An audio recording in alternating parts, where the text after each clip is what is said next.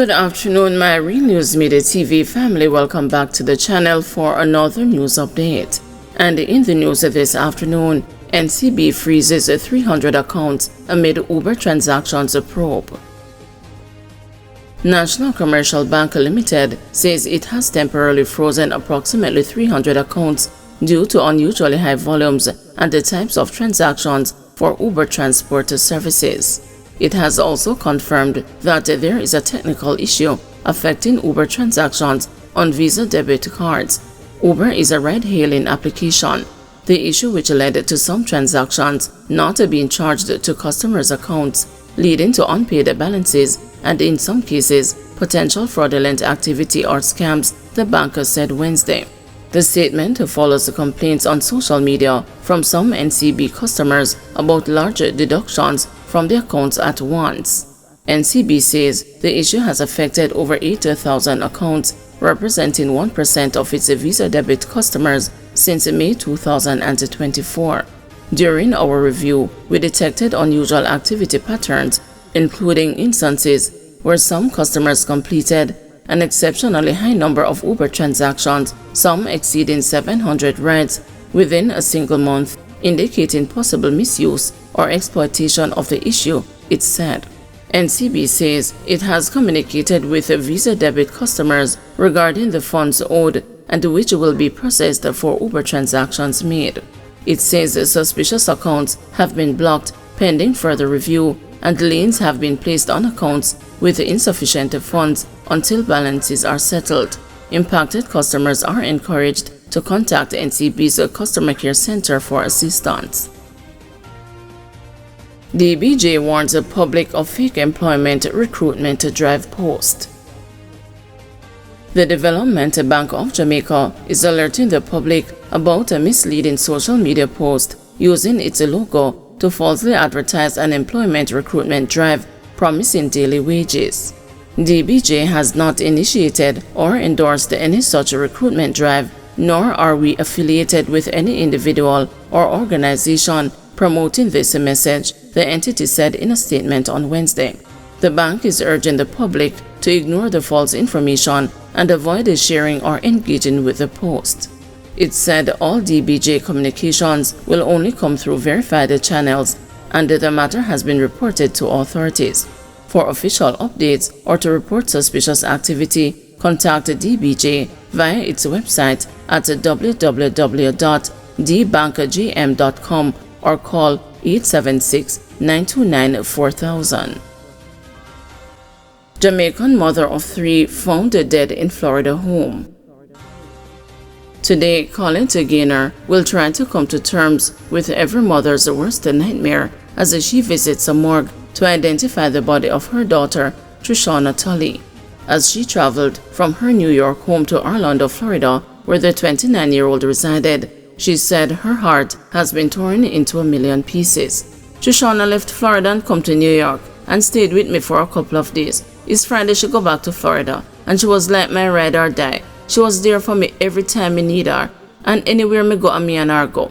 My heart is broken and me mash up right up. My daughter would go above and beyond for those she loved. Anybody call her for any assistance, she was there. She not tell you no, she always a smile, Gaynor said. On Monday, the Orange County Police reported that Tully's body was found at home with what appeared to be trauma wounds. The circumstances surrounding Tully's death are still under investigation. Gaynor said that on Monday, she got a call from Tully's manager who told her that she saw a devastating news story posted online. However, she did not get confirmation until Tuesday when the authorities contacted her. I spoke to my daughter early Monday afternoon, but when I tried calling her back later, I wasn't getting through to her. I told her friend to file a report at the station, but it couldn't be filed until 24 hours. Her manager asked me if the news that she read online was true, but I told her I didn't know because I wasn't getting her phone. The manager then sent me a screenshot of the news, she said. Up to press time yesterday, social media sites reported that a man had been held by police in connection with the incident. Residents of Marvelly Avenue, St. Andrew, where Tully resided before migrating to the U.S., were in shock. They told the news team that the mother of 3 was loved by everyone. her teenage son was among a group of persons who mourned inside the family's dwelling. His eyes were swollen from crying, and he was constantly consoled by relatives who said they were all keeping a close eye on him and trying to be strong for him. He said he doesn't think he's going to survive without his mother. It's hard on everybody, and we just can't believe she gone like that. Wednesday is Trish's father's birthday, and him passed out and had to go to hospital. It hard bad, a relative said. Judge orders prankster to take reading lessons. Senior Parish Judge Sanche Burrell made a 22-year-old man the subject of a probation order, provided that he take numeracy and literacy lessons through the intervention of probation and aftercare services. Alex Harriott was sentenced for creating public mischief by the senior jurist on Wednesday following his guilty plea in the Kingston and the St. Andrew Parish Court on June 27. It was shared that on June 9, Harriott attended the Halfway Tree police station to report that he was robbed by men aboard a Toyota Probox while walking along Malines Road. The court heard that an investigation commenced into Harriott's report, but subsequent information unearthed by the police proved that he was at the Caymanas River in St. Catherine.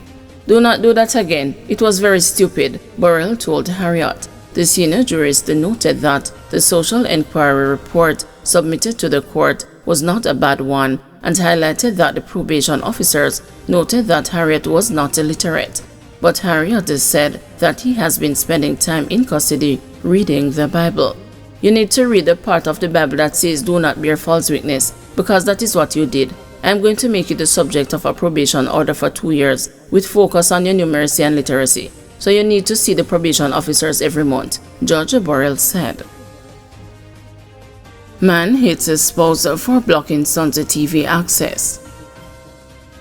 A corporate area man told the Kingston and the St. Andrew Parish Court that he got into a fight with his partner because she refused to allow his son to watch their television. Chief Parish Judge Chester Crooks was left stunned when he heard the allegations against the man, who investigators charged with assault occasioning actual bodily harm, assault at a common law, and a threat. The man's name will not be shared by the news to protect the identity of the children. "All of this started over TV. What I suggest to you guys is that you buy another TV," the judge suggested. "I am working on it, Your Honor," the defendant said. It was shared in court on Tuesday that the couple was at their home when an argument developed. The verbal altercation became physical, and the defendant punched the complainant in her face and ear, squeezed her neck, then pulled a knife and threatened her. But the defendant said there was more to the story. "Everything that she said is not really how it go. There is always an issue between her and my son, who is 9 years old. It's a stepmother and stepson situation. You understand? There is only one TV in the house and my daughter watches Common and stuff like that. And I said to her to just give my son a chance to watch something. She started coming at me with some dog food, and I just tried to restrain her," the father recounted of the incident. "Was the food hot?" Judge Crooks queried. "Yes, Your Honor. It just come off the stove," the defendant recounted. He pleaded guilty to the offenses except a threat. The complainant indicated to the judge that she is willing to attend a mediation. "Because of the baby, I forgive him," she told the judge. The matter was adjourned until December 10 as the couple was referred to the probation services for counseling. Guys, thank you for watching. See you this evening at 6 p.m. for another news update.